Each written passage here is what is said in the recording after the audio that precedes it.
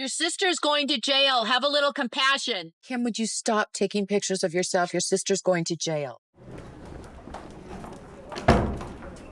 All of you guys have been on this journey with me. It did start with Van and I. We it started with the Twitter video that I saw that popped up, and I just was like dumbfounded. It's an absolute honor to stand here today, not just as mentors, but as witnesses to one of the most inspiring legal journeys we've ever seen. Woo, woo, woo! 6 years ago, Kim Kardashian walked into this program with nothing but a fierce desire to fight for justice. No law school lectures, no ivory tower shortcuts, just determination, and a mountain of case law books to read. Over the course of this program, Kim has dedicated 18 hours a week, 48 weeks a year, for 6 straight years. That's a total of 5,184 hours of legal study. That's time she carved out while raising 4 children, running businesses, filming television shows, and showing up in courtrooms to advocate for others. And still looking gorge. But perhaps the most extraordinary part isn't the hours, the books, or the tests. It's advocated for clemency, helped reunite families, and brought national attention to the most broken parts of our legal system. And now she does so not just with passion and determination, but with 6 years of legal training. Woohoo! Yes! Yes, Kim. I am trying to get emotional. Thank you, Kim. Thank you, Kim Kardashian. On behalf of Scott Budnick, on behalf of Brittany Barnett and other people here, 6 years ago, 7 years ago, when you're working on criminal justice, you were not embraced by anybody. You were working with people who were thrown away often by their own families.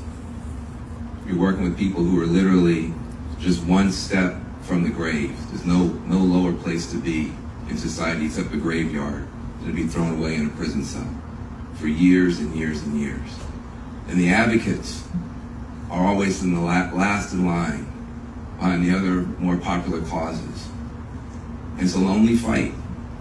It's a lonely fight. You get the smallest grants. Your phone call gets returned last, if at all. A household name on 5 continents. If you go to Antarctica, the penguins know who the Kardashians are. Raised her hand, said she wanted to help. Not when it was easy. Not when there was a popular White House occupant in this town. But when it was hard. When it wasn't trendy. When it wasn't cool. And as a result, when you say 70,000 people are free, it's easy to rush past that number. That's not a joke. The First Step Act alone, which would have never been signed except for Kim Kardashian getting that snowball started, has freed 40,000 human beings. I didn't say 40. I said 40,000 human beings right now are free because In addition to Kim Kardashian, please see the person on the screen. That is actor Isaiah Washington. He was also responsible for bringing viral attention to the First Step Act. Here's the interview with Judge Brown, Colion Noir, and myself. Hey guys, how you doing? Hey, bro. Hello. Hey, what's going on, man? Hey man, what's up there, Colion? What's up there, Judge? Yes, sir. You got it, brother. I'm in my vehicle. Can you guys hear me clearly? Yep. Hear you just fine. Oh, okay, great. So, I mean, I think I've been in the news a little bit. To say the least. Yeah, you have. As usual, I like it. People love to take me out of contact. That seems to be the lovely narrative these days with me, and I'm okay with that because I'm a person, anyone who knows me, I say what I say, I mean what I say, and I say it for a reason. I can only stand on my own 2 feet and speak from my own experience. I try very, very hard not to speak the mind of anyone else, that I don't walk in their shoes and I don't live their lives, but my experience are mine. And I will always stand on my own because there is a thing, as far as I'm concerned, unless someone let me know if I've been in a time capsule and things have changed. Amendment protects freedom of speech, number one. And the one thing that protects freedom of speech, unless that's changed in the last 40 hours, is the Second Amendment. So as long as we have those things in place, and also the Fifth Amendment, I feel pretty good about it. And I really, really feel good about the First Step Act. A lot of people I posted on my Facebook are like, well, you're doing this and do this, Trump this and Trump that. I said, it's not about Trump, okay? Let's just cut to the reality is, or whatever you feel about 44, has no bearing on the 5 people, 6, 7, 8, 9, 10, 11 people I met, 12 people I met out of 500 people that have been released from federal prison in the last 4 months. There's nothing and no one can change what I felt, the stories that I heard, the crazy stories of how one woman who was by her father and was put in prison because she defended herself, if not mistaken, from that attack. Not really clear whether I didn't ask. But she was in prison and found out that she was pregnant and was forced to have a child out of that trauma, handcuffed with a correctional officer, and I think law enforcement, watching her give birth, looking between her legs, handcuffed, painfully giving birth to a child. Let's just talk about the trauma of that one scenario. And I sat next to this individual who's now married, who has other children, and raised other children, and from what I can see, seems pretty sane to me. Dressed well, smell good, has a book. I'm not going to say her name, but these are the different kind of scenarios of what bring people to federal prison. There's different levels of class A and level of felony that put people in federal prison. Now, we're not talking about state prison. We know the data, the numbers, 12%, and blah, blah. I'm not talking about that. I tweeted because I was moved by individuals, and one particular, Mr. Powell, who had locks and gold front. I don't know how he had gold fronts in federal prison, but his teeth look good. Was so thrilled to be out of prison, was in prison, and now he's standing on stage thanking the President of the United States for signing a bill that myself and many others, like-minded individuals, fought to get pushed through, and it was signed December 21st, 4 days before Christmas. It has nothing to do with all these people that are part of the 44 administration and support system, and God bless them for what they want to believe. But the fact is, this particular bill was worked with people that actually had hands-on experience on the damage that it does in a family when a family member is imprisoned, for whatever the reason, whether they're in prison for 1 year or 15 years. And I will stand toe-to-toe with anyone that says, hey, how can you give credit to someone who is freeing people from over-sentencing? That has to be the dumbest thing I've ever heard. I would never let any of that foolishness get in the way between me and my humanity. And it's my humanity is what I stand on, and I'm seeing these beautiful human beings that wanted nothing but a second chance, being put in prison for 40 years for a first-time offense, 50 years for a first-time offense. So let's not put all the good white people, let's get them mental health. Well, guess what? The reason I was there is because I want to talk about trauma. I want to talk about the mental health issue before and after prison. And that is the other thing that we're talking about with the Second Chance Act.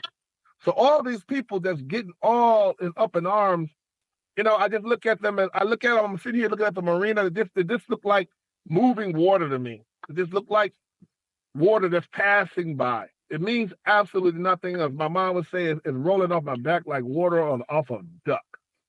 Because you would never take the experience of me sitting there with a man, Mr. Powell, and he's sitting next to a man he didn't even know who I was. He'd been in prison for so long, he didn't even know who I was.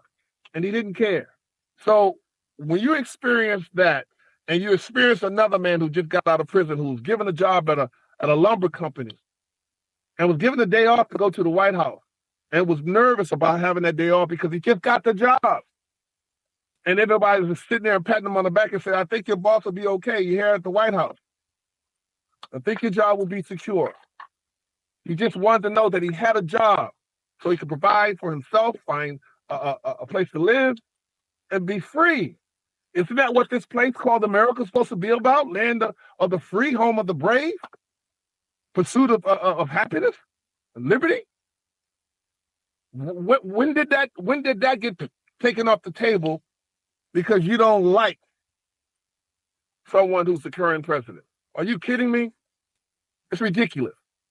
It's beyond insane. Colion, you can speak on it. I mean, you're a lawyer. Well, the thing is what you're talking about, and it was brought up earlier before you jumped on the call, this notion of identity politics, and what you're talking about in terms of the response that people are having with regard to you helping these people get free, utilizing the Trump administration to do it, but yet still not being happy with it, is the consequence of identity politics. If you can get a group of people to think one way, you make them think one way based on that identity, then anything else that does not fit that identity is dismissed. Even if objectively it's beneficial. So actually releasing people from prison who were locked up for reasons they otherwise shouldn't have been, or gotten sentences that were exceedingly harsh. Even though they are out, your identity politics tells you you're Black, you're supposed to be a liberal, you're supposed to be Democratic, and you're supposed to hate Trump. So no matter what Trump does, whether or not it's good or bad objectively, you're supposed to not like it, because Trump is Trump, and he's a conservative, and he's a Republican, and you're Black, and you're supposed to be a liberal Democrat. So anything that the Republicans do, you can't like if you're Black. That's the conditioning that a lot of the people in our community have been exposed to, and honestly taken to. And then that's why you get a situation where you have individuals like, for instance, me, who get up there and talk about utilizing the Second Amendment, and I'm literally being fought about it, where I'm literally being criticized for fighting for the Second Amendment and utilizing the most powerful Second Amendment rights organization to do it.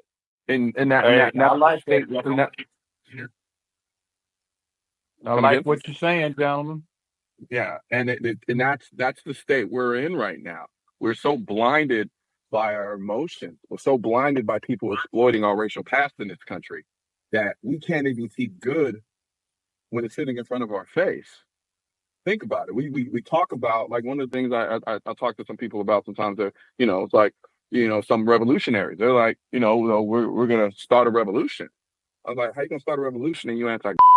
You're going to start a revolution with? Like, it blows my mind. So, and then Damn. and then, Do these people think? well, I think the ability is there. I think on an individual level, I think a lot of people in our community are brilliant people. The problem is we've had a system that has taught us to think with our emotions first, from politics down to our entertainment. Everything is based around our emotions. To be emotional, we're taught to be ultra aggressive Black men. That's where you get this kind of notion of hypermasculinity automatically associated with Black men. It's kind of King Kong effect, as I call it, right? Instead of embracing our intellect and our ability to think, we glorify our hypersexuality, so to speak, as Black men. And then that distracts us and it causes us not to focus and to utilize the critical thinking ability that we do have, so that when issues come up, we think about them individually and not as an aggregate of an identity that has been thrusted upon us by a certain group of people. And again, what I'm not saying is everyone needs to run in mass over to the conservative. Everyone needs to run in mass over to the Democrats. To the Republicans. critically think about each of the issues and how they affect your community. I guarantee you everybody else is doing it. But yet they've managed to get a lot of us to be moved by emotion. That's why you have nonsense like Hillary Clinton going on the Breakfast Club talking about having hot dogs in her bag. Are you kidding me? I don't care what you carry in your purse. What are you gonna do for the community? What are you gonna do? But instead she panders to what? Exactly. Tangible. Show me some tangibles. Tangible. Don't pander to my emotion of relatability, even though it's fake relatability. It's not even real. It's astroturf relatability, right? And it's the same thing Kamala Harris is doing with this nonsense talking about was on Breakfast Club talking about she smoked in the Snoop and Tupac. Like, I don't care. Like why are you engaging in that level of buffoonery when we're talking about real issues? Like, what are you going to do for the community that you're talking to right now on this platform? You don't talk about tangibles. You appeal to our emotions because people don't like to critically think. They don't want to get down to the nitty gritty and say, all right, so what is that policy going to do for our community? Is it going to help or is it going to hurt? If it's going to help, or simply, I'm like a scientist myself. I am sarcastic, and I am, always looking how I can push the envelope. I knew right away that I was going to engage in the Second Amendment conversation. And when I was approached by Jessica Jackson and impressed by Louis Reed, who did 14 years in federal prison, when they came to Los Angeles to get other signatures, in addition to Kim Kardashian and Kanye, because Trump is a celebrity and he wanted to know what the celebrities thought. He actually had more concern about what celebrities thought of him making a decision on signing this bill than the American people, the rest of the civilian American people. That's the truth. So when Steve Ross, my buddy, we put this organization together 10 years ago called the Artists and Alliance, the Artists and Athletes Alliance, which is, you can Google it, it's amazing, 10 years strong now. We knew we wanted to do something to bridge the gap for those intellectuals who also happen to be athletes, also happen to be artists, also happen to be celebrities, that actually care and actually believe in civic duty. So when Vanjones and Jessica Jackson and Louis Reed flew into California to sit with us and tell their story, I was blown away by Jessica Jackson's story.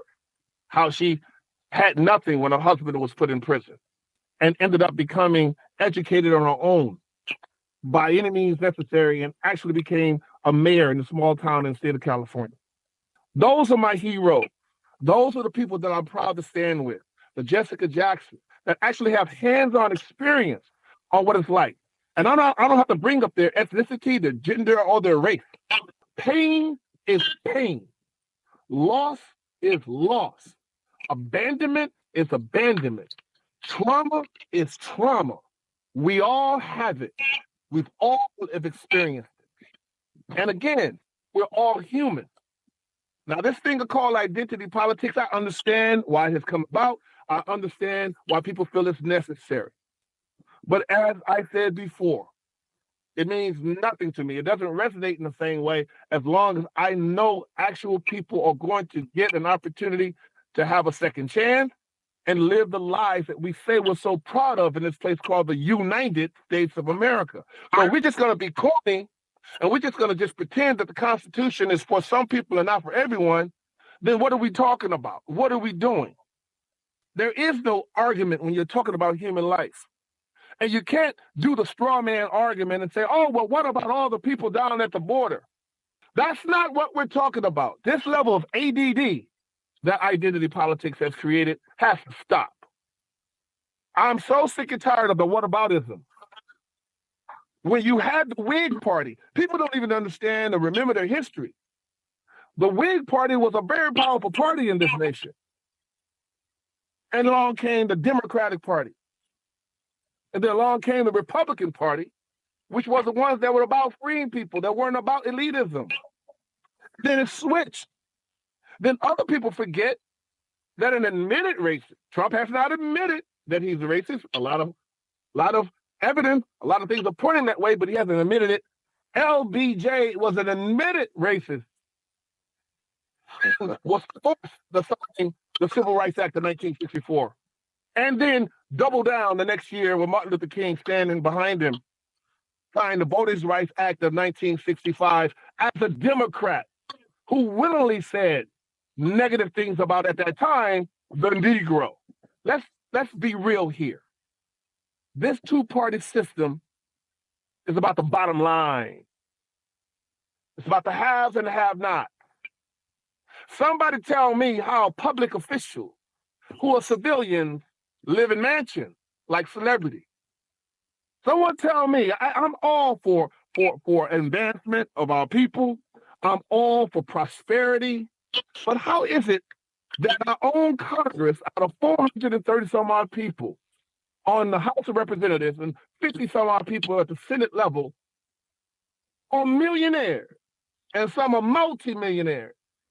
Someone explain to me how the Clintons could just be humble attorneys and an 8-term president could have access to millions of dollars. Well, you don't have to tell me why.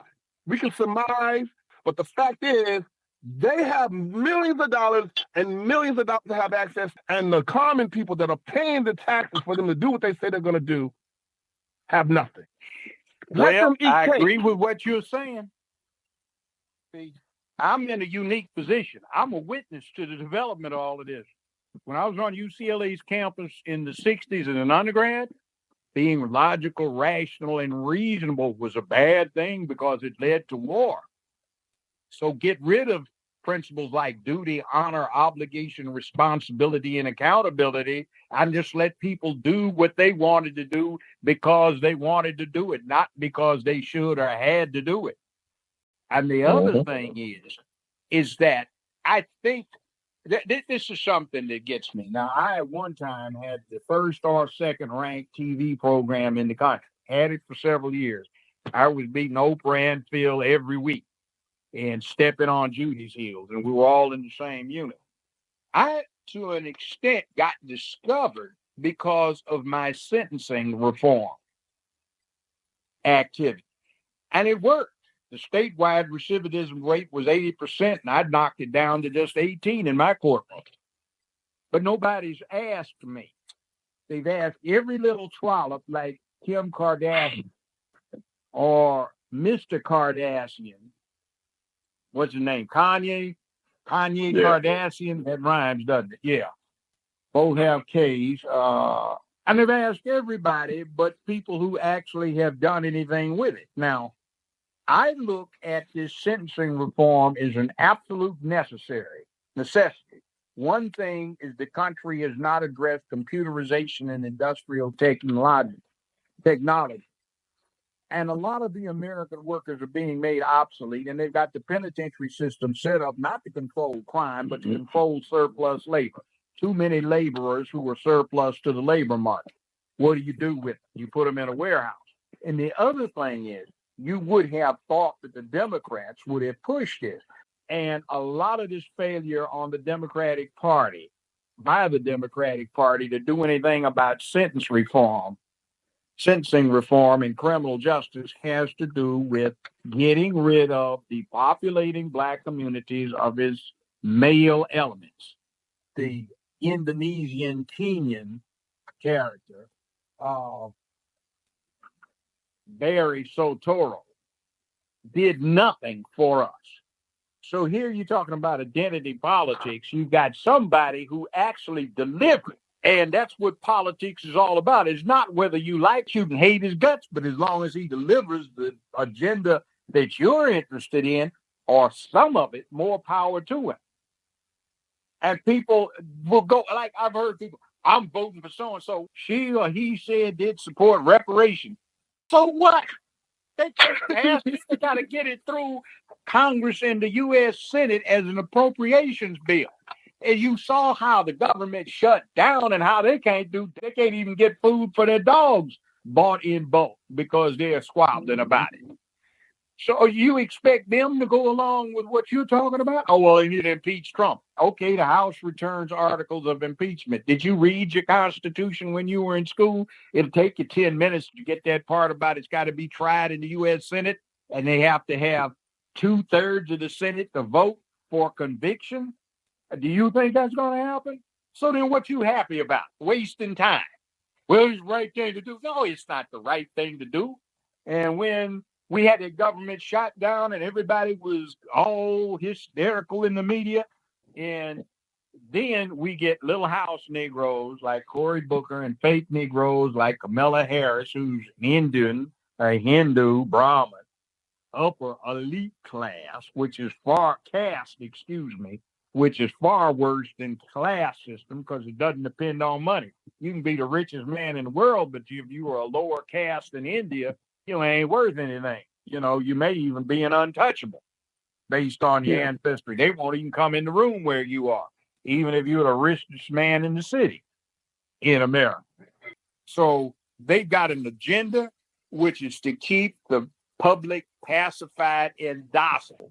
So a bunch of people that tend to be pacifists can have their way. Now, what that's got to say about the rest of the world, we have employment problems. We have disorder problems in our community. We have a problem with no families. We have a problem with education and the imprisonment to solve this overpopulation of the labor market. What is this where we've gotten conditioned that some people are worth more in life than others in terms of the intrinsic value of their lives? What is it? Orwell's 1984, where the barnyard was there, but the pigs were more equal than any other animal. So what is that? Is that where we're going?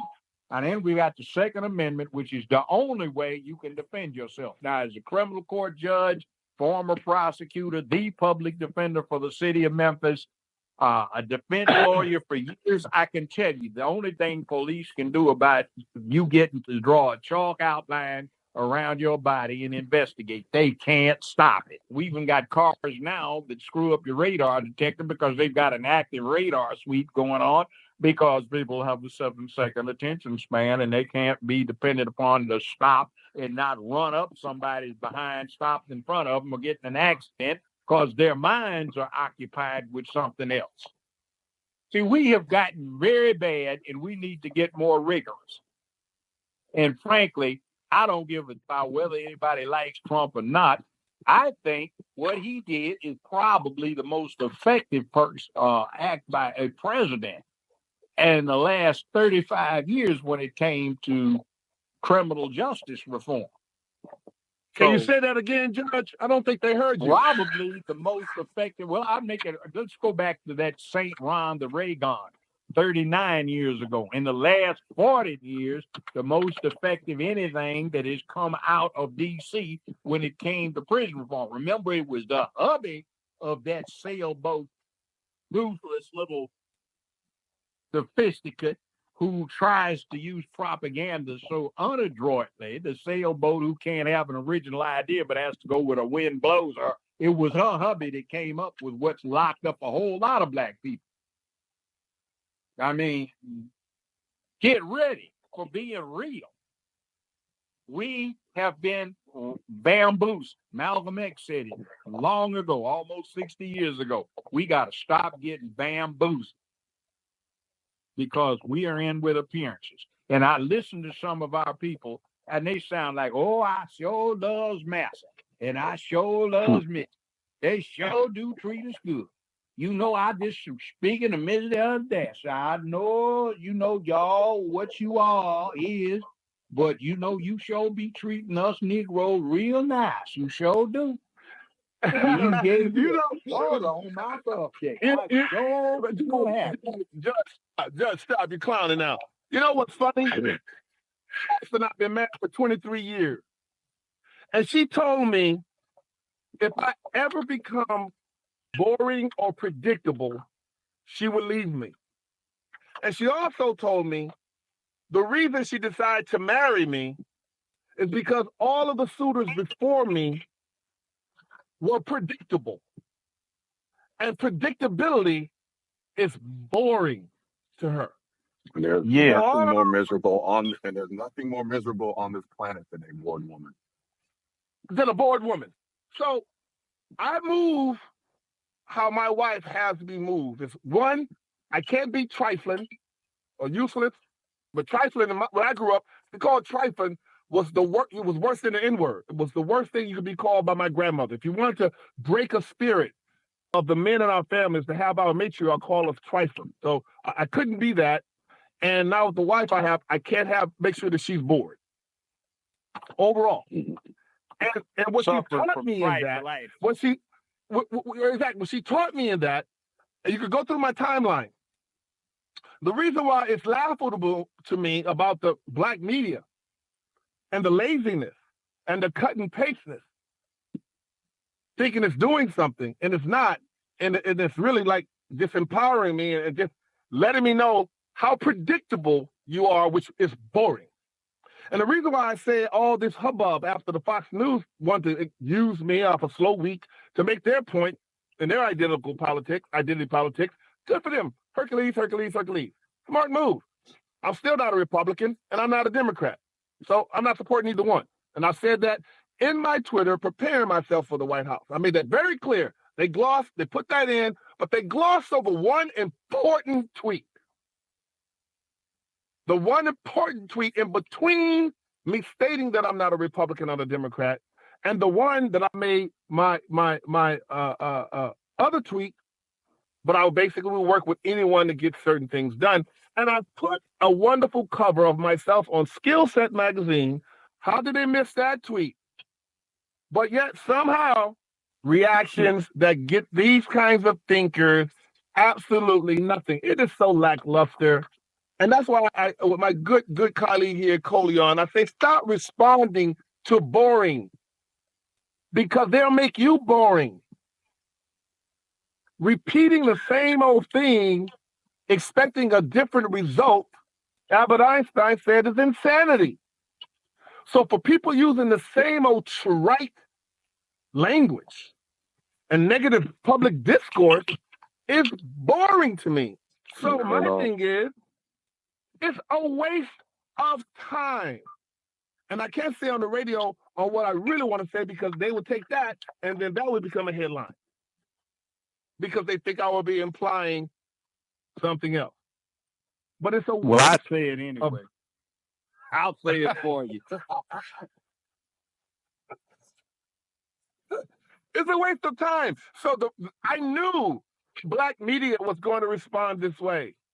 I love to play chess when everyone's playing checkers. I just got $30 million worth of press to talk about the First Step Act in one tweet. I don't have a publicist. You think Cut 50 is upset?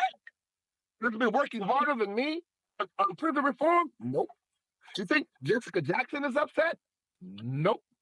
You think Louis Reed or vanjones are texting me going, hey, man, what did you do? Oh, my God. No, I got one text saying, thank you for supporting us. So sorry you're getting all the backlash. So sorry you're getting all the backlash. And my reply, I told her, and this is a true story that I talk about, in my book. Just to let you know, I was born in backlash. My own mother tried to prevent me from being born because my father never showed up. And he promised her. Talk about broken promises in the promised land. It is said that my grandfather had to rush her to the hospital. By the time they got her to the hospital, I was so dehydrated that my ears and nose were snowburn black. Almost like, freezer burn black. But yet my face around my eyes and cheeks were white. And at that point when they brought me home, my older sister looked at me and said, oh my God, his hands are white, his face is white, his nose is black, his ears are big and black. He looks like Mickey Mouse. And that's been my nickname ever since. The irony of me working for Disney. So what you're listening to, DNA has memory. All right, I'm going to stop it right there. I have quite a few interviews with actor Isaiah Washington. He's a phenomenal person, and kudos to him for his contributions. Really, really appreciate that. Also, shout out to Joshua Brown and Colion Noir for saying what was on their mind. We appreciate that. Now back to the story. Kim Kardashian has finally completed her law school program after a 6-year journey, but she was immediately trolled by fans who all had the same response. The reality TV star, 44, celebrated the achievement with a backyard ceremony, where she was the only student, and proudly shared the video to her Instagram. But many comments teased her for taking so long to complete a 3-year program. The mom of 4 was pictured sitting next to a podium in a gray top, a black mini skirt, and a beige graduation cap, while her mentors gave speeches praising her, and her family and kids watched. One of her mentors even called it one of the most inspiring legal journeys we've ever seen. Kardashian didn't attend traditional law school. In California, individuals can become lawyers by completing a 4-year law office study program, LOSB, also known as reading the law, instead of going to law school. She still needs to pass the bar exam to practice law in the state. All right, so this is redundant. I'm playing it because I don't have family like this, so it's just super cute for me. So fast forward if you don't want to watch it again. Kim Kardashian just graduated from law school after 6 years of hard work. But the sweetest part, her kids, Chicago and Psalm, rocked the most incredible outfits as a tribute to her and her late dad, Robert Kardashian Sr. Psalm even channeled his grandpa, O.J. Simpson's lawyer, in a classic suit. Khloe called it inspiring and motivating. After all those baby bar attempts, Kim really did it. What an amazing way to honor her journey. What's the coolest way you've seen someone celebrate a big win? That was definitely a cool way. Kudos to her family. And as you can see on the screen, my next celebration will feature Kobebryant's daughter. She recently graduated too. Oh, and I feel the need to say this because I know some people are going to say, oh, you didn't know this. But yeah, I did. Thank you. Public